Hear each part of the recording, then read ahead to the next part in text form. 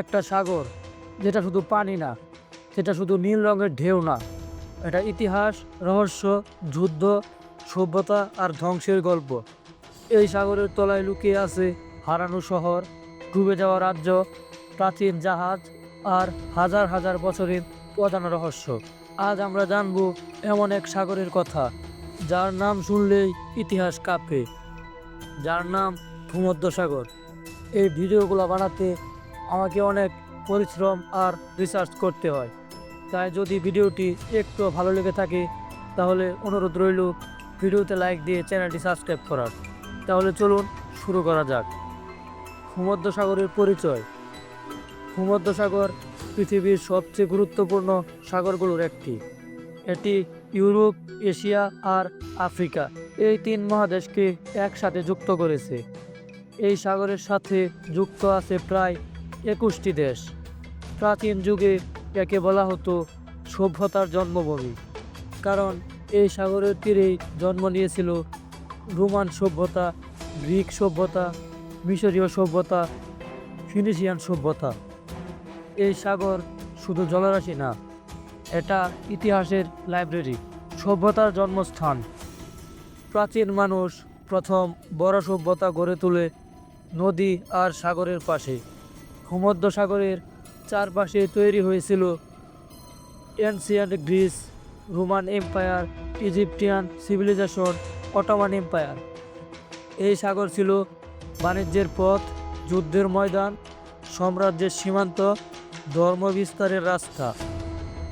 খ্রিস্ট ধর্ম, ইসলাম ধর্ম, ইহুদি ধর্ম, তিনটা বড় ধর্মই এই অঞ্চলে ছড়িয়ে পড়ে।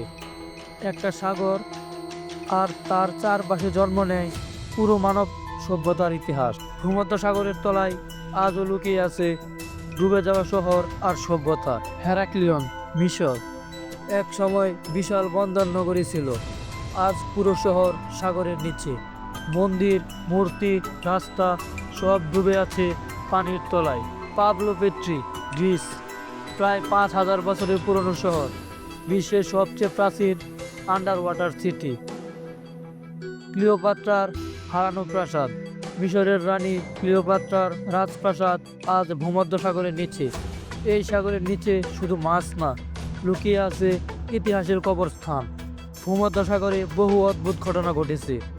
জাহাজ হঠাৎ নিখোঁজ, কম্পাস হঠাৎ কাজ না করা, রহস্যময় আলো দেখা, গভীর থেকে অজানা শব্দ।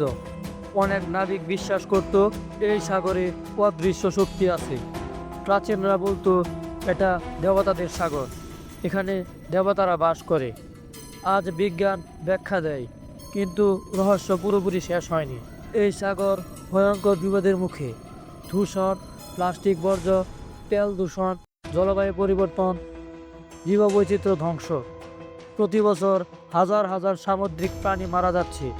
প্রাচীন সভ্যতার সাগর আজ ধ্বংসের পথে। এক সময় যা সভ্যতা বানিয়েছে, আজ মানুষই সেটাকে ধ্বংস করেছে। অনেক ধর্মীয় কাহিনীতে এই সাগরের উল্লেখ আছে।